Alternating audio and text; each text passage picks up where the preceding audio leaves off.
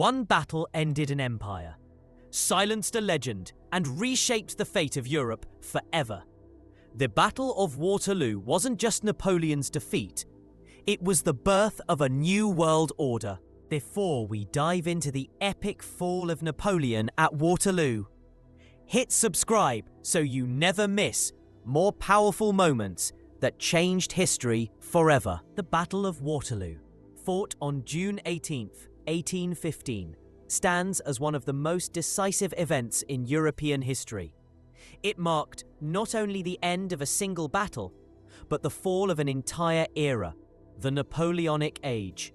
The confrontation near the Belgian village of Waterloo pitted the French army under Emperor Napoleon Bonaparte against the coalition forces led by the Duke of Wellington and the Prussian commander Gebhard Leberecht von Blücher. The outcome sealed Napoleon's fate, ending his ambitions of European domination and reshaping the continent's political landscape for decades to come. The battle's significance extends far beyond military achievement. It marked the end of over 2 decades of revolutionary wars that had engulfed Europe since 1792. The Congress of Vienna, 1814 to 1815, which was convened to restore stability, found its decisions reinforced by Napoleon's final defeat. Monarchies were reinstated, borders were redrawn, and a new balance of power emerged, one aimed at preventing another figure from ever threatening Europe as Napoleon had done. The Napoleonic Wars, spanning from 1803 to 1815, were the culmination of years of upheaval that began with the French Revolution. Napoleon rose from a Corsican artillery officer to Emperor of France, conquering much of Europe through a combination of military genius, political ambition, and revolutionary ideals. His campaigns across Austria, Prussia, Spain, and Russia redefined warfare and governance. Yet his relentless quest for dominance eventually united the rest of Europe against him. After his first abdication in 1814 and brief exile to Elba, Napoleon's dramatic return in 1815, the 100 Days, led directly to Waterloo. The defeat not only crushed his empire, but also ushered in a new era of conservative restoration and relative peace, known as the Concert of Europe. The Napoleonic Wars 1803 to 1815 were a series of global conflicts that reshaped Europe and emerged from the political and social turmoil of the French Revolution. At the center of these wars stood Napoleon Bonaparte, a military genius whose ambition and reforms transformed France into a continental superpower. Rising from the ranks of the Revolutionary Army, Napoleon seized power in 1799 through a coup d'état and crowned himself emperor in 1804. His leadership brought administrative, economic, and military reforms that strengthened France, but also set the stage for 2 decades of warfare. The French Revolution's legacy had destabilized Europe by spreading ideas of equality, nationalism, and republicanism. Monarchies across the continent feared these revolutionary principles, leading to the formation of successive coalitions determined to contain France. From the First to the Sixth Coalition, European powers such as Britain, Austria, Russia, and Prussia united against Napoleon's expansionist ambitions. Despite being outnumbered, Napoleon's innovative tactics and decisive victories, such as Austerlitz, 1805, and Wagram, 1809, secured his dominance for years. To weaken Britain's economy, Napoleon established the Continental System in 1806, aiming to block British trade with Europe. However, the plan backfired, damaging European economies and provoking widespread discontent. His greatest miscalculation came in 1812 with the invasion of Russia. The campaign ended disastrously when the harsh winter and Russian scorched earth tactics destroyed his grand army. Following this catastrophe, Napoleon's enemies united once more, and by 1814, the French Empire crumbled under the Sixth Coalition's advance. Facing internal dissent and military defeat, Napoleon was forced to abdicate and was exiled to the island of Elba. His downfall marked the end of an era, though his brief return in 1815 during the 100 Days would lead to his final defeat at Waterloo and shape Europe's future political order. The road to Waterloo was a dramatic final chapter in Napoleon Bonaparte's extraordinary career. A story of defiance, ambition, and the determination of Europe to end his rule forever. After his abdication in 1814, Napoleon was exiled to the island of Elba, off the Italian coast. Though small, Elba was not a prison. Napoleon maintained a miniature court and army, all while watching Europe's political developments with growing discontent. The restored Bourbon monarchy under King Louis XVIII proved deeply unpopular in France, as it failed to address the nation's economic struggles and humiliated many veterans of Napoleon's armies. Sensing an opportunity, Napoleon made a daring escape from Elba on February 26, 1815, landing on the French coast near Cannes with a few hundred loyal soldiers. As he marched north toward Paris, his journey became legendary. Troops sent to arrest him instead rallied to his cause, and on March the 20th, 1815, Napoleon entered Paris to a hero's welcome. His return, known as the 100 Days Campaign, shocked Europe. Monarchs and diplomats who had just redrawn the map of Europe at the Congress of Vienna were suddenly faced with the return of the man they had tried to eliminate. The Seventh Coalition, consisting of Britain, Prussia, Austria, Russia, and several German states, was immediately formed to confront the revived threat. The Congress of Vienna, which had been focused on restoring stability and balance after years of war, now feared the resurgence of French militarism and revolutionary ideas. Determined to crush Napoleon before he could consolidate power, the Allies mobilized their forces for a new campaign. In France, Napoleon moved quickly to rebuild his army and restore public confidence. He reformed the government, promised peace, and appealed to national pride. However, he faced internal divisions. Many royalists opposed him, and the French economy was weakened. Militarily, he managed to assemble around 200,000 troops, but he knew time was not on his side. His only hope was to strike swiftly before the Allied armies could unite against him. By early 1815, the strategic situation was precarious. The Allied forces under the Duke of Wellington were gathering in Belgium, while Field Marshal Blucher commanded the Prussian army nearby. Napoleon's plan was to march into Belgium, defeat each army separately, and force peace before the larger coalition forces could intervene. Wellington, the British commander, was a cautious and calculating leader, known for his defensive brilliance and disciplined troops.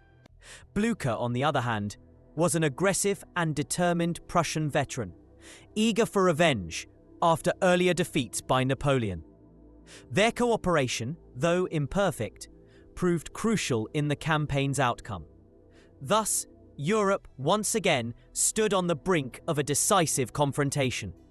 Napoleon's return reignited old fears, rallied his loyalists, and set in motion the events that would culminate at Waterloo, where the fate of France and of Europe would be determined in a single monumental battle. The opposing forces at Waterloo represented the finest military powers of early 19th century Europe. Napoleon's French army, though hastily rebuilt during the 100 Days, was a formidable force of around 73,000 men. It consisted of seasoned veterans loyal to their emperor and enthusiastic conscripts, inspired by national pride. The army was organized into infantry corps, cavalry divisions, and artillery reserves, reflecting Napoleon's mastery of flexible battlefield organization. His command structure was centralized yet responsive, allowing for rapid maneuvers and decisive strikes. Napoleon relied heavily on his experienced marshals and officers. Marshal Michel Ney, known as the bravest of the brave, commanded the left wing and led many of the crucial charges at Waterloo.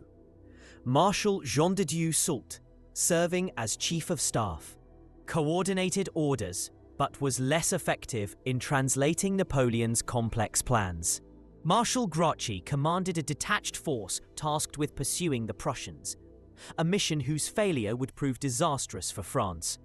Despite their bravery, these marshals often lacked unity and clear communication, a sharp contrast to Napoleon's earlier campaigns. Facing them were the British and Allied forces under the Duke of Wellington, totaling about 68,000 troops. His army was a coalition of British, Dutch, Belgian, and German soldiers, diverse in experience but disciplined under Wellington's firm leadership. Across Belgium, the Prussian army, under Field Marshal Gebhard Leberecht von Blücher, numbering around 50,000 men, prepared to coordinate with Wellington, despite suffering a recent setback at Ligny. The warfare of the era relied on muskets, sabres, cannons, and disciplined formations. Artillery was decisive, cavalry charges were bold but risky, and infantry squares were key to repelling attacks. While the French excelled in offensive tactics and morale, the Allies had superior logistics and coordination. Ultimately, Napoleon's brilliance faced the combined resilience and cooperation of Europe's finest armies. The opening moves of the 1815 campaign in Belgium revealed both Napoleon's strategic brilliance and the critical missteps that would lead to his downfall. Aware that the 7th Coalition forces under Wellington and Blücher were gathering in Belgium, Napoleon devised a bold plan to divide and conquer. His objective was to strike swiftly between the British and Prussian armies, defeat them separately, and force peace before the larger Allied forces could unite. On June 15, 1815, Napoleon's army crossed the Belgian frontier with remarkable speed and secrecy, achieving initial surprise. 2 days later, on June 16th, two major engagements unfolded simultaneously: the Battle of Ligny and the Battle of Quatre Bras. At Ligny, Napoleon personally commanded about 68,000 troops against Blücher's 84,000 Prussians. Using concentrated artillery fire and aggressive infantry assaults, Napoleon achieved a costly but decisive victory, forcing the Prussians to retreat eastward. Meanwhile, at Quatre Bras, Marshal Ney faced Wellington's advancing forces. Despite fierce fighting, Ney failed to drive them back decisively, allowing Wellington to hold his position and maintain contact with Blücher. These battles exposed strategic mistakes and delays on both sides. Napoleon's failure to coordinate Ney and Grouchy's movements prevented a complete destruction of the Prussian army. Grouchy's slow pursuit after Ligny allowed Blücher to regroup and eventually march to Wellington's aid. On the Allied side, Wellington underestimated Napoleon's speed and initially dispersed his forces too widely, barely managing to consolidate in time. After their setback, the Prussians retreated northward, not east as Napoleon had expected, maintaining communication with Wellington. Seizing this opportunity, Wellington withdrew to a strong defensive position near the village of Waterloo. By June the 18th, both armies were ready for the decisive clash. The stage was set for one of the most famous battles in European history, the Battle of Waterloo. The Battle of Waterloo was fought on June 18th, 1815, about 13 kilometres south of Brussels, in the rolling farmlands of Belgium. The geography of the Waterloo area played a decisive role in the battle's outcome. The battlefield stretched across a shallow ridge near the Brussels-Charleroi road, giving the Duke of Wellington a naturally strong defensive position. His army occupied the northern slope, while Napoleon's forces approached from the south, setting the stage for a frontal confrontation on open ground. The terrain was dominated by several key positions that became focal points of the fighting. To Wellington's right stood Hougoumont Farm, a walled estate that anchored the British line and withstood repeated French assaults throughout the day. At the centre lay La Haye-Sainte, a farmhouse and strongpoint held by German troops of the King's German Legion, which played a crucial role in repelling French attacks. To the left, the Papelotte and La Haye farms guarded the flank, linking Wellington's forces to the approaching Prussian army.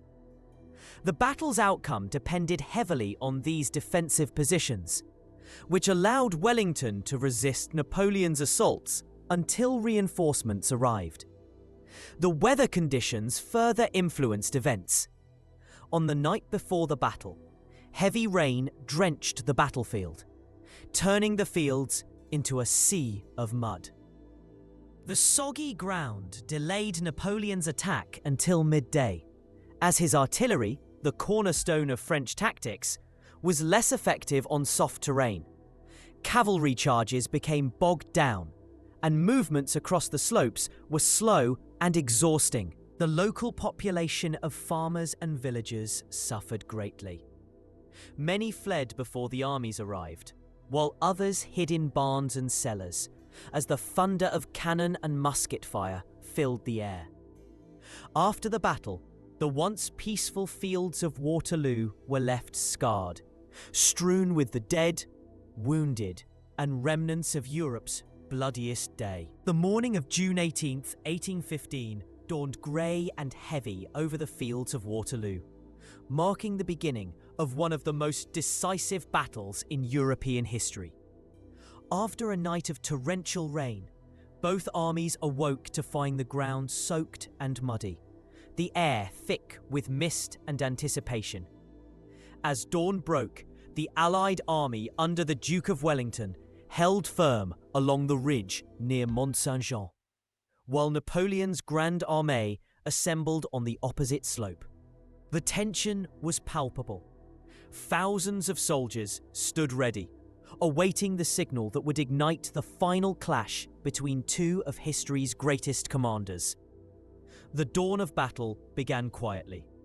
Occasional skirmishes broke out around outposts such as Hougoumont and La Haye-Sainte, but the main engagement was delayed.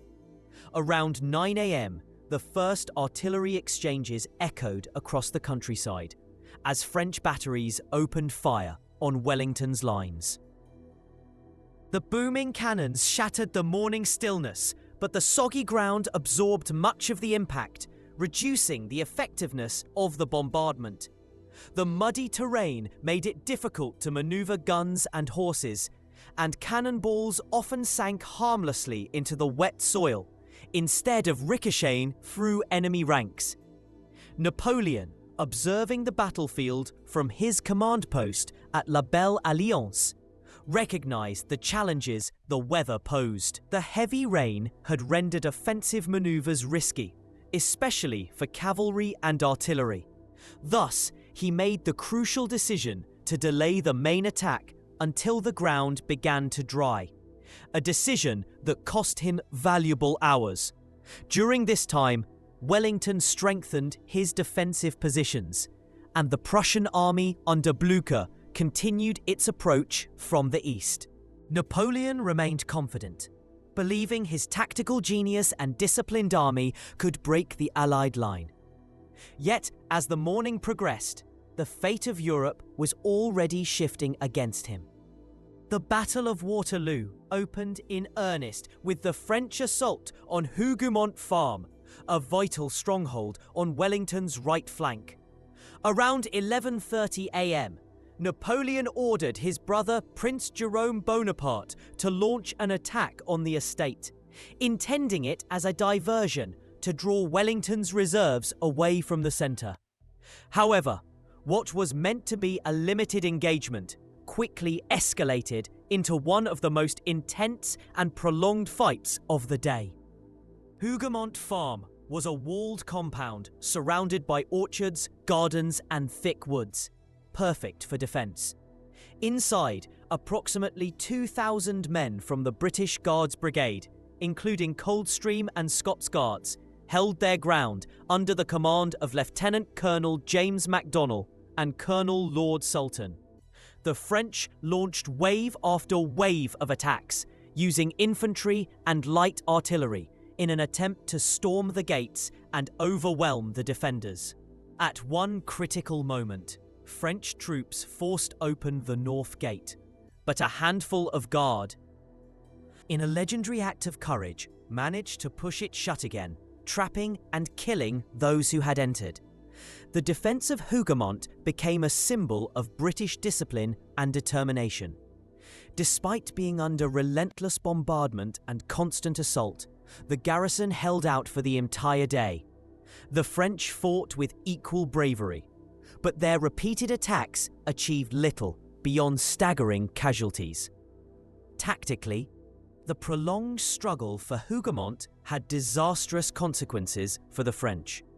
Napoleon, frustrated by the lack of progress, continued to pour thousands of troops into the fight, men who might have been decisive elsewhere on the battlefield. What began as a diversion consumed an entire French division and much of the day's momentum. Psychologically, Hougoumont boosted Allied morale and drained French energy, foreshadowing the misjudgments that would define Napoleon's final defeat. The central phase of the Battle of Waterloo unfolded around midday, when Napoleon launched his first major offensive against Wellington's centre, near La Haye-Sainte, a farmhouse positioned along the main Brussels-Charleroi road. This moment marked the beginning of d'Erlon's massive infantry assault, a grand manoeuvre involving nearly 17,000 men from the First Corps. Napoleon aimed to smash through the Allied line, split Wellington's army in two, and roll up his flanks before the Prussians could intervene. At around 1 p.m, 4 French infantry divisions advanced in dense columns across the muddy slope toward the ridge occupied by Wellington's army. The spectacle was immense. Rows of blue-coated soldiers, bayonets glinting through the drizzle, drums eating the rhythm of France's last great offensive. As they neared the ridge, they came under devastating artillery and musket fire from the Allied troops concealed behind the crest. Despite the storm of iron and lead, the French pressed on, briefly driving back parts of the Allied front and threatening to overrun La Haye-Sainte, which was defended by German troops of the King's German Legion. At this critical juncture, Wellington's cavalry, led by the British Heavy Brigade under Lord Uxbridge, charged to stem the tide. The most famous of these counterattacks was led by the Scots Greys, the proud Scottish cavalry regiment whose charge became legendary. Galloping through their own retreating infantry, they smashed into d'Erlon's columns with sabres flashing, cutting down hundreds of French soldiers and capturing several regimental eagles. For a moment, it seemed the tide had turned completely in Wellington's favour.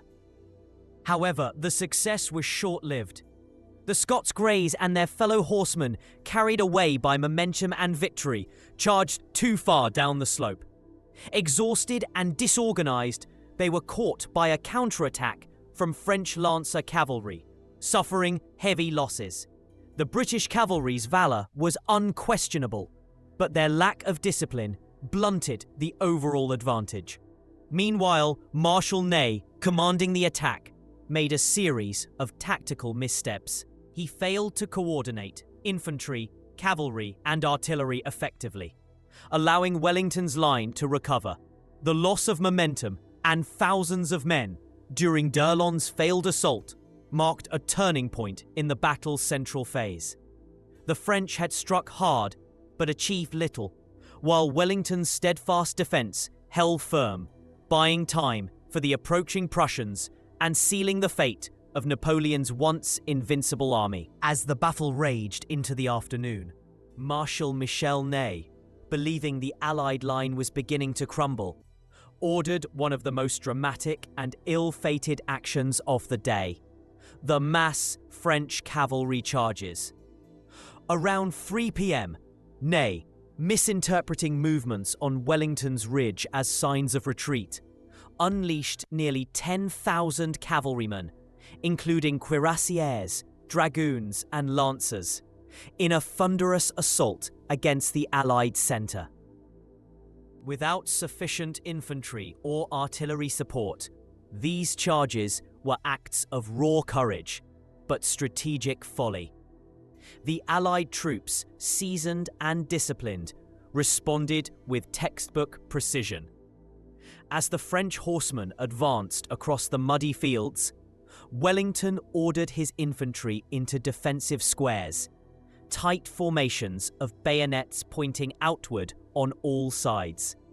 These iron hedgehogs proved nearly impenetrable. Wave after wave of French cavalry crashed against the squares, but the defenders held firm, reloading and firing volleys at point-blank range. The sight was legendary. British, Dutch, Belgian, and German soldiers standing shoulder to shoulder amid smoke, thunder, and chaos, refusing to yield. Meanwhile, artillery fire intensified. French guns pounded the Allied line, but the soaked ground absorbed much of the impact, while Allied cannons tore gaps through the attacking cavalry. Horses and riders fell in heaps, turning the battlefield into a scene of carnage. Ney, displaying immense personal bravery, led several of the charges himself, his uniform torn and his face blackened with powder. Yet despite his heroism, the attacks achieved nothing. Miscommunication within the French ranks worsened the situation. Believing Ney's cavalry assault to be a prelude to a full attack, other French units failed to advance in coordination. Napoleon, focused on the Prussian threat approaching from the east, did not immediately intervene. By the time the exhausted cavalry withdrew, thousands lay dead or wounded. The failed charges drained French strength, morale, and momentum, paving the way for the Allies' ultimate victory. As the afternoon of June 18th, 1815 wore on, the fate of Europe hinged not only on the clash between Napoleon and Wellington, but also on the arrival of the Prussian army under Field Marshal Gebhard Leberecht von Blücher. Despite suffering defeat at Ligny 2 days earlier, Blücher's forces had regrouped swiftly and, in a remarkable display of determination, began marching west toward Waterloo. Their goal was clear: to join Wellington and crush Napoleon once and for all. Meanwhile, Napoleon had ordered Marshal Grouchy to pursue the retreating Prussians and prevent them from rejoining the British. However, Grouchy, commanding 33,000 men, failed disastrously in this mission. Instead of moving toward the sound of cannon fire at Waterloo, he became bogged down near Wavre, engaging a small Prussian rearguard in an indecisive battle. His inability to intercept Blücher allowed the main Prussian force to slip away and head directly toward the decisive battlefield. The Battle of Wavre thus became a costly distraction. While Grouchy fought on without realizing the true direction of the Prussian advance, Blücher's corps, led by General Bülow, began arriving on Napoleon's right flank near the village of Plancenoit around 4:30 p.m. Their sudden appearance caught the French completely off guard. Napoleon was forced to divert precious troops from his main assault to counter this new threat, sending elements of the young and old guard to hold Plancenoit in desperate fighting. The Prussian entry into the field marked the turning point of the battle. As more Prussian corps poured in, they attacked relentlessly, stretching the French line and eroding its cohesion. Wellington, seeing the French falter, prepared his own final advance. The arrival of Blucher's army sealed Napoleon's fate, transforming a hard-fought contest into a catastrophic defeat for the French Empire. As evening descended on June 18, 1815, Napoleon's empire stood on the edge of destruction. Desperate to snatch victory from the jaws of defeat, he turned to his last reserve, the Imperial Guard, the most elite and loyal soldiers of France. These battle-hardened veterans, known as the Grumblers, had never been defeated in open combat. Around 7:30 p.m., with the Prussians closing in on his flank and Wellington's line still holding firm, Napoleon made his final gamble, a direct assault on the Allied centre. The Old and Middle Guard, numbering around 4,000 men, advanced steadily up the ridge toward Wellington's position near La Haye-Sainte. Formed in perfect order, despite the chaos around them, they marched through smoke and cannon fire, symbols of Napoleon's enduring might. The British artillery opened fire, tearing gaps in their ranks, yet the Guard pressed on. As they crested the ridge, they met disciplined volleys from British, Dutch, and German infantry lying in wait. In brutal, close-range fighting, the Guard began to falter. Then came the fateful cry that echoed across the battlefield: "La Garde recule." The Guard is retreating. For the first time in history, Napoleon's Imperial Guard broke and fell back. The sight of their withdrawal sent shockwaves through the French ranks. Panic spread rapidly. Soldiers who had once been unshakable began to flee. Napoleon tried to rally them, but the collapse of morale and command structure was unstoppable. Sensing the moment, Wellington launched a general counter-offensive. Allied troops surged forward, driving the exhausted French back in disarray. At the same time, the Prussians pressed in from the east, sealing the French army's fate. What began as a disciplined withdrawal turned into a chaotic rout. Napoleon's dream of renewed glory was shattered, his army destroyed, his empire finished, and his legend sealed forever at Waterloo. As darkness fell on June 18th, 1815, the once mighty Grande Armée dissolved into chaos. The retreat of the French army began in confusion and panic. When the Imperial Guard broke, the psychological core of Napoleon's army collapsed. Units that had fought valiantly all day now scattered in every direction, throwing down weapons and fleeing the field. Cannons, ammunition wagons, and wounded men were abandoned along the muddy roads as the dream of imperial glory evaporated into the night. Napoleon, realizing the battle was lost, remained calm outwardly, but understood that his empire was finished. Surrounded by panic and despair, he tried briefly to rally his men near La Belle Alliance, but the torrent of retreating soldiers swept past him. Seeing no hope, he escaped the battlefield, accompanied by a small escort, and made his way toward Charleroi. From there, he began his journey back to Paris, already planning how to recover politically from the catastrophe. But in truth, his fate was sealed. Meanwhile, Wellington's exhausted troops held their ground, too depleted to pursue immediately. However, Blucher's Prussian forces, still relatively fresh, took up the chase.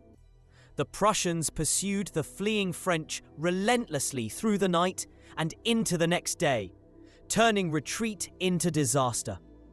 Thousands of stragglers were captured or cut down as order disintegrated completely.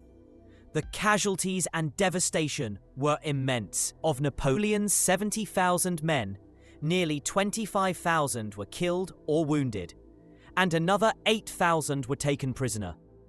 The Allies suffered around 22,000 casualties, a grim testament to the ferocity of the struggle.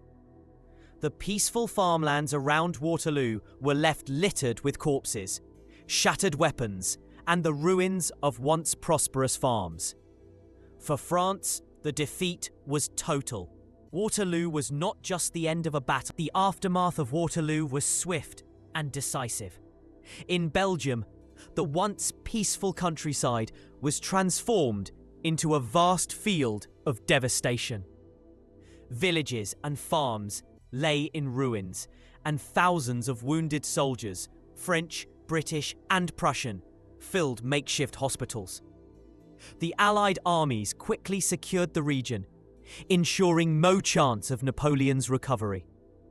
Upon reaching Paris, Napoleon found the nation weary of war, and the political tide turned against him.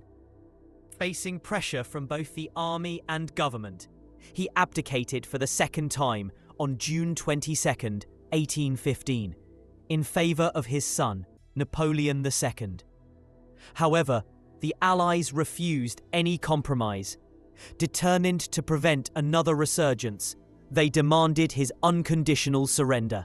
Attempting to flee to America, Napoleon was captured by the British and sent into exile on the remote island of St. Helena in the South Atlantic. There, under strict surveillance, he would spend the final 6 years of his life, reflecting on his glory and downfall. Across Europe, news of Waterloo was met with relief and triumph. Monarchs celebrated the final end of the Napoleonic Wars. The Congress of Vienna, which had been reshaping Europe's borders, now confirmed a restored balance of power. The victory at Waterloo cemented a century of relative peace and stability in Europe, marking the true end of the Napoleonic era. The Battle of Waterloo remains one of the most studied conflicts in military history, not only for its scale, but also for the critical, strategic and tactical lessons it revealed. Despite his brilliance, Napoleon Bonaparte committed several key mistakes that cost him victory. His decision to delay the main attack until midday, due to muddy ground, allowed the Prussians time to march to Wellington's aid. Poor coordination among his marshals compounded the problem. Marshal Ney launched repeated cavalry assaults without infantry or artillery support, while Marshal Grouchy's failure to intercept the Prussians at Wavre proved disastrous. The result was a fragmented battle plan, lacking the synchronization that had once been Napoleon's hallmark. In contrast, Wellington's defensive genius shone throughout the battle. His choice of position behind the ridge at Mont Saint-Jean was tactically perfect, concealing his troops from French artillery and maximizing the effectiveness of counterattacks. His calm leadership, adaptability, and use of strongpoints, such as Hougoumont and La Haye-Sainte, enabled him to absorb repeated French assaults, while preserving his reserves for a decisive counterstrike. The coordination between Wellington and Blucher was also critical. Despite communication challenges and delays, the Prussian army's timely arrival on Napoleon's flank turned the tide. Their cooperation demonstrated the growing effectiveness of coalition warfare, a lesson that reshaped European military planning for decades. Timing, weather, and terrain all played pivotal roles. The rain-soaked fields hindered French artillery and cavalry, while Wellington's defensive terrain neutralized many of Napoleon's offensive advantages. Finally, logistics and communication proved decisive. The French army's exhausted supply lines and poor intelligence contrasted sharply with the Allies' efficient coordination. In the end, Waterloo was not merely a contest of arms, it was a clash of preparation. patience and precision, where Wellington and Blucher's discipline triumphed over Napoleon's waning brilliance. The Battle of Waterloo was not only a decisive military event, but also a human catastrophe of immense scale. In a single day of brutal combat, on June the 18th, 1815, an estimated 47,000 soldiers were killed or wounded. About 25,000 French, 15,000 Allied, and 7,000 Prussians. The battlefield, stretching just a few miles across the Belgian countryside, became a scene of unimaginable carnage. Men lay scattered among shattered artillery, fallen horses, and torn standards, a grim testament to the ferocity of 19th century warfare. The horror of Napoleonic warfare was magnified by the weapons of the era. Musket balls shattered limbs, canister shot ripped through ranks, and bayonet combat left deep, ragged wounds. Medical care was primitive. Surgeons worked in blood-soaked tents, amputating limbs without anesthesia. Many wounded soldiers died from infection, dehydration, or exposure long after the battle ended. The local civilians suffered greatly as well. Farms were destroyed, livestock lost, and homes turned into makeshift hospitals filled with the dying and mutilated. The fields of Waterloo remained littered with corpses for weeks, poisoning the air and soil. For the villagers of Belgium, victory or defeat mattered little. The battle left behind a legacy of grief, destruction, and death that haunted the region for generations. Battle of Waterloo marked the definitive end of the Napoleonic era, closing a chapter of 2 decades of revolutionary upheaval and warfare that had reshaped Europe. Napoleon Bonaparte, who once dominated the continent, saw his dreams of empire crushed on June 18, 1815. His defeat ended France's bid for continental supremacy and ushered in nearly a century of relative peace in Europe, known as the Concert of Europe. With Napoleon's fall came the restoration of monarchies that had been toppled by his conquests. The Bourbon dynasty was reinstated in France, and conservative rulers across Europe sought to suppress revolutionary ideals.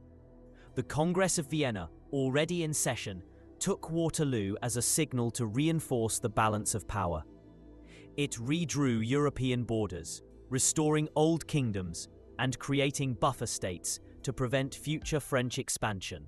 For Britain, Waterloo confirmed its status as the preeminent global power. The victory, combined with its naval dominance, paved the way for a vast British Empire spanning the 19th century. Meanwhile, Prussia's role at Waterloo elevated it to a major continental force, setting the stage for German unification decades later. Culturally, Waterloo left an enduring imprint. The battle inspired countless paintings, poems, and novels, including those by Victor Hugo and Lord Byron. Monuments and museums commemorate the site as sacred ground of European history. Over time, the word Waterloo has entered language as a symbol of ultimate defeat, when ambition meets its end.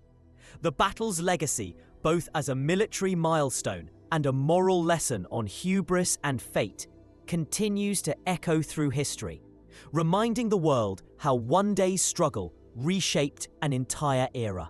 After his final defeat at Waterloo, Napoleon Bonaparte was exiled by the British to the remote island of St. Helena in the South Atlantic Ocean, over 1,000 miles from any major landmass. Guarded closely, he lived under constant surveillance at Longwood House, a damp and windswept residence that worsened his declining health. Despite the isolation, Napoleon remained intellectually active, dictating his memoirs, reflecting on his campaigns, and attempting to shape his own legacy as a visionary leader betrayed by fate and circumstance. During his 6 years in exile, Napoleon spent long hours walking the island's rugged terrain and conversing with a few loyal companions. His writings emphasized his belief that he had fought not for personal ambition, but for the ideals of the French Revolution: merit, equality, and modern governance. Napoleon died on May 5, 1821, reportedly from stomach cancer, though rumors of arsenic poisoning persisted for decades, fueling intrigue and myth. In 1840, his remains were returned to France with great ceremony and reinterred in Les Invalides, Paris, under a grand tomb befitting his legend. Today, Napoleon's legacy remains complex, a blend of military genius, reformer, and imperial conqueror whose rise and fall continue to fascinate historians and inspire debate worldwide. Historians have long debated whether Napoleon could have won at Waterloo, and opinions remain divided. Some argue that victory was within his grasp had Grouchy intercepted Blucher's Prussians, or if Marshal Ney had coordinated his attacks more effectively. Others believe the defeat was inevitable, as Napoleon faced not just two powerful armies, but also the accumulated exhaustion of years of war and the limits of his own overconfidence. The role of chance, particularly the torrential rain that delayed the French attack, cannot be overlooked. The muddy ground blunted cavalry charges and slowed artillery movement, giving Wellington and Blucher crucial time to consolidate their positions. Napoleon's misjudgment of the Prussian army's speed and his misplaced faith in Grouchy's pursuit proved fatal. British historians often portray Waterloo as the triumph of discipline and defensive mastery, highlighting Wellington's steady leadership. French historians, meanwhile, tend to emphasize bad luck and betrayal, seeing the defeat as the tragic end of a heroic struggle. Prussian accounts credit Blucher's timely arrival as the true turning point of the battle. In military history, Waterloo stands as a timeless lesson in leadership, coordination, and learning, and fate, where the brilliance of one man met the collective resolve of Europe, changing history forever. The Battle of Waterloo marked the end of an era, the final curtain on the age of Napoleon and the Revolutionary Wars that had transformed Europe. With Napoleon's defeat, the continent entered a new phase of relative stability under the concert of Europe, laying the groundwork for diplomacy, balance of power, and the rise of modern nation-states. The ideals of liberty and merit that Napoleon once championed would, in time, shape modern political thought across the world. The lessons from Waterloo are profound. It was a battle that demonstrated the importance of unity, leadership, timing, and adaptability in warfare. Napoleon's tactical genius was not enough to overcome fatigue, poor coordination, and the resilience of his adversaries. The battle stands as a reminder that even the greatest leaders are bound by circumstance and the unpredictable nature of war. Napoleon's legacy endures as both a symbol of ambition and reform and as a cautionary tale of the dangers of unchecked power. His impact on law, governance, and military strategy remains visible even today. Ultimately, Waterloo was more than a battle. It was a turning point that reshaped Europe's destiny, ending an age of empires and ushering in the foundations of the modern world.